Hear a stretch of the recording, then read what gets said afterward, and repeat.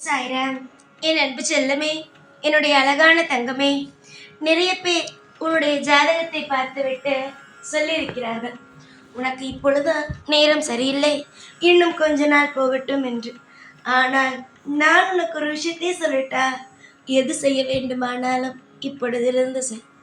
இப்பொழுதிலிருந்து நீ செய்யும் பொழுதுதான் உன்னுடைய வாழ்க்கையில் சில விஷயங்கள் அடிபட்டு ஒரு நேரம் வரும் பொழுது அதில் நீ வெற்றியடைய முடியும். நல்ல நேரம் வந்த பிறகு ஒரு விஷயத்தை செய்யும் பொழுது, அப்பொழுது அந்த விஷயத்தில் எதுவுமே தெரியாமல் இருக்கும் பொழுதும் அப்பொழுதும் நீ நிறைய அடிகளை பார்ப்பாய், நிறைய விஷயங்களை பார்ப்பாய். அப்பொழுதும் உனக்கு மனக்கவலைகள் வரும். இப்பொழுது நேரம் சரியில்லை என்று சொன்னால் சில விஷயத்தில் இறங்கி கற்றுக்கொள்.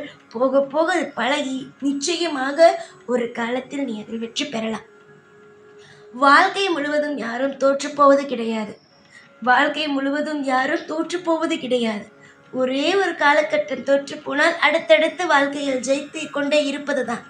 பல பேருக்கு நான் சொல்லும் ஒரே ஒரு விஷயம், எவ்வளவு அடிபட்டாலும் எவ்வளவு பெரிய விஷயமாக இருந்தாலும் வாழ்க்கையை எப்பொழுதும் பயத்தால் இழந்து விடாதீர்கள். நமக்கு இது சரி வராது, நமக்கு இந்த விஷயம் நடக்காது என்று நினைக்காதீர்கள். எல்லாமே நடக்கும். நல்லதுக்காகத்தானே பிறந்திருக்கிறீர்கள், நல்ல விஷயத்தை அனுபவிக்கத்தானே பிறந்திருக்கிறீர்கள். இதில் எப்படி உங்களுக்கு எதுவும் நடக்காது, நான் ஒரு அதிர்ஷ்டம் இல்லாதவர், துரதிர்ஷ்டசாலி என்று ஏன் இப்படி நினைக்கிறீர்கள்? எல்லாமே உனக்கு பிடித்தது போல நடக்கும். 4 பேர் உன்னை இன்று தூற்றி இருக்கலாம், ஆனால் அதே 4 பேர் நிச்சயமாக உன்னை வாழ்த்துவதற்காகவும் இருக்கிறார்கள். நீ ஜெயிக்கும் வரைக்கும் சில பேர் உன்னை பார்க்கும் பொழுது சொல்வார்கள், இது சரிபட்டு வராது என்று. ஆனால் நீ அதே விஷயத்தில் ஜெயிக்கும் பொழுது அப்பொழுது சொல்லுவார்கள், எனக்கு தெரியும் இவள் எப்படி இருந்தாலும் ஜெயித்து விடுவார் என்று. இப்படி பேசும் வாய் அப்படியும் பேசும். அதனால் 4 பேர் பேசுகிறார்கள் என்பதற்காகலாம் உங்களுடைய கனவுகளை மூட்டை கட்டி வைத்து விடாதீர்கள். உங்களுக்கு நேரங்கள் இப்படியே நடந்து கொண்டு இருப்பதற்காக வாழ்க்கையில் அமர்ந்தும் இழந்து விடாதீர்கள். ஓடுங்கள், உங்களால் முடிந்த அளவுக்கு ஓடுங்கள். ஓட முடியவில்லையா, என் கையை பிடியுங்கள்.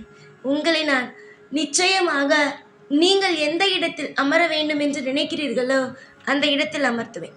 இந்த உலகத்தில் பிறந்ததிலிருந்து நினைவு தெரியும் வரைக்கும் எதை நோக்கி ஓடுகிறோம் என்பது தெரியாது. ஆனால் ஒரு காலகட்டம் உலகம் என்றால் என்ன, உறவுகள் என்றால் என்ன, தாய் தகப்பன் என்றால் என்ன, ஏன் நீ யார் என்பதை நீ தெரிந்து கொள்ளும் பொழுது உன்னுடைய இலக்கு ஒரு இடத்தில் இருக்கும். அந்த இலக்கை நோக்கி போக வேண்டும் என்று உனக்கு தோன்றும். அப்பொழுது யோசிப்பா, இத்தனை நாள் வீணாக்கி விட்டோம் நேரத்தை, இனிமேல் நேரத்தை வீணாக்க கூடாது என்று. இப்பொழுது நான் சொல்கிறேன், நிறைய பேர் உன்னுடைய ஜாதகத்தை பார்த்து சொல்லியிருக்கலாம் உனக்கு நேரம் சரியில்லை என்று. ஆனால் நேரம் சரியில்லை என்பதற்காக ஓடாமல் இருந்து விடாதீர்கள். உங்களுடைய முயற்சிகளை எடுக்காமல் இருந்து விடாதீர்கள். சொல்லலாம், உங்களுக்கு இன்னும் 1 வருஷம் போனால் சரியாக இருக்கும், 2 வருஷம் போனால் சரியாக இருக்கும் என்று. சொல்லட்டும், 1 வருஷம் போனால் நன்றாக இருக்கட்டும். இப்பொழுதிருந்து நீ ஆரம்பித்தால் தான் அந்த 1 வருஷம் போகும் பொழுது அந்த நேரத்தில் உன்னால் ஜெயிக்க முடியும். அந்த 1 வருஷத்தில் தான் நான் ஒரு காலகட்டத்தை தூங்குவேன் என்றால் அப்பொழுது வயது என்ன ஆகும்? அப்பொழுதுதான் நீ ஒரு விஷயத்தை கற்றுக்கொள்வாய். எல்லாமே உனக்கு தாமதமாகுமே. நான் சொல்வது புரிகிறதா? நேரம் எப்படி வேண்டுமானாலும் இருக்கட்டும். நேரத்தை ஜெயிக்கக்கூடிய சக்தி உன்னிடம் இருக்கிறது.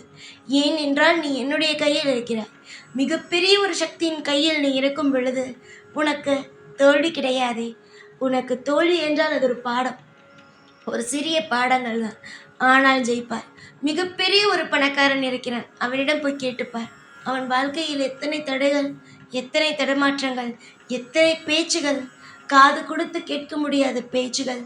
அது மட்டுமல்ல, எத்தனை தோல்விகள் எல்லாம் சந்தித்திருக்கிறான் என்று. வெளியிலிருந்து பார்க்கும் பொழுது உங்களுக்கு எதுவும் தெரியாது ஒரு நபருடைய வாழ்க்கையில் இத்தனை அடிகள் இருக்குமா என்று.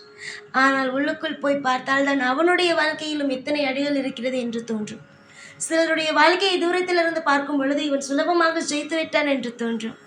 அவனுக்கு எல்லாம் சுலபமாக கிடைக்கிறது என்று தோன்றும். ஆனால் அவனுடைய மன உளைச்சல் எவ்வளவு இருக்கிறது என்பது தெரியாது. அதனால் நேரம் நல்லதாகத்தான் இருக்கும். இப்பொழுதிலிருந்து முயற்சி எடு. எதுவாக இருப்பினும் நான் இருப்பேன். தோல்விகள் எப்பொழுதும் உன்னுடைய வாழ்க்கையை நிர்ணயிக்காது. வெற்றிகள் தான் உன் வாழ்க்கைக்கு மிக மிக அருகில் இருக்கிறது. தோல்வி தோல்வி என்று நினைத்து அதற்கான சக்திகளை கொடுக்காதீர்கள். வெற்றி அடைவேன், ஜெயிப்பேன் என்று சொல்லுங்கள். உதாரணத்திற்கு, உங்கள் வீட்டில் ஒரு பொருள் தீர்ந்து விட்டது என்று இருந்தால் தீர்ந்து போய்விட்டது, ஐயோ இல்லையே இல்லையே என்று சொல்லாதீர்கள். வாங்க வேண்டும் வாங்க வேண்டும், அந்த பொருள் வாங்க வேண்டும் வாங்க வேண்டும் என்று சொல்லுங்கள். நம்பிக்கையோடு இருங்கள். எத்தனையோ விஷயங்களை பார்த்து விட்டீர்கள், எத்தனையோ விஷயங்கள் உங்கள் வாழ்க்கையில் நடந்து விட்டது. சுலபமாக அனைத்தையும் ஜெயிக்கலாம். எல்லா விஷயத்தையும் உன்னால் தாண்டி வர முடியும். உன் உடல்நிலை எல்லாம் மாறும். உனக்காக நான் இருப்பேன். சுலபமாக அனைத்தையும் உன்னால் ஜெயித்து கொண்டு வர முடியும். எதிர்பார்த்த விஷயங்கள் நடக்கவில்லை என்பதனால் சோர்ந்து போக வேண்டாம். எத்தனையோ விஷயங்களை தாண்டி விட்டாய். இதெல்லாம் உனக்கு சாதாரணம். எத்தனையோ விஷயங்கள் உன் வாழ்க்கையில் நீ பார்த்து விட்டாய். இப்பொழுது உன்னுடைய வாழ்க்கையில் நடப்பது அனைத்தும் உனக்கு மிக மிக சாதாரணமான ஒன்றுதான். கவலைகள் இருந்தால் தூக்கி போடு. உன்னுடைய வாழ்க்கையை பாதுகாக்க வேண்டியது என்னுடைய கையில் இருக்கிறது. ஒவ்வொரு நிமிஷத்திலும் நான் இருப்பேன். ஒவ்வொரு காலமும் உனக்கு நான் இருந்து ஒவ்வொரு விஷயத்தையும் செய்து கொடுத்து உன்னை வாழ வைப்பேன். எத்தனை காலம்தான் சோகம் கண்ணீர், எத்தனை காலம்தான் வலிகளை சுமப்பாய். கண்டிப்பாக இனிமேல் உன் வாழ்க்கையில் வலிகளுக்கு இடம் கிடையாது. சந்தோஷத்திற்கு மட்டுமே தான் உன் வாழ்வில் இடத்தை இனிமே நான் கொடுப்பேன். வழிகளானது எத்தனையோ பேருக்கு எத்தனையோ விதங்களாக உதவி செய்திருக்கிறது. சிலர் நினைக்கிறீர்கள் வழி வழி என்று. வழிகள்தான் ஒரு மனிதனை ஆளாக்கும். சந்தோஷம் ஒரு மனிதனை சந்தோஷப்படுத்துமே தவிர மற்றவன் யார் என்பதை புரிய வைக்காது. ஆனால் வழி மட்டும்தான் நீ யார் என்பதையும் சொல்லும், உன்னை சுற்றி இருப்பவர்கள் யார் என்று சொல்லும். ஒரு பிள்ளை சம்பாதிக்கிறான் என்றால் பிள்ளை சம்பாதிப்பதற்கு முன்பு சில தாயும் தகப்பனும் அவனுக்கு ஒத்துழைப்புகளை கொடுப்பார்கள். ஆனால் சிலர் அது ஒத்துழைப்பு கொடுக்காமல் அவன் தன்னுடைய மனசை புரிந்து கொள்ளாமல் பேசுவார்கள். ஒவ்வொரு இடத்தில் ஒவ்வொரு குணங்களும் இருக்கிறது. கட்டாயம் உன் வாழ்வில் எல்லாம் மாறும். சகல ஐஸ்வர்யங்களும் உனக்காக நான் தருவேன். யாரெல்லாம் உன்னை புரிந்து கொள்ளவில்லையோ அனைவரையும் புரிந்து கொள்ளும் வகையில் உன்னுடைய வாழ்க்கையை மாற்றி அமைப்பேன். துரோகிகள் இருக்கிறார்கள் என்று நினைத்து கவலைப்படாதே. துரோகிகள் எப்பொழுதும் துரோகிகள் தான். அவர்களெல்லாம் திருந்த மாட்டார்கள். சில விஷயமானது உன்னுடைய வாழ்க்கையில் புரிய வைக்கத்தான் சில அடிகளை கொடுத்தேன், சில மனவேதனைகளை கொடுத்தேன். இனிமேலாவது நான் எல்லா விஷயத்தையும் உனக்கு அன்போடு தருகிறேன்.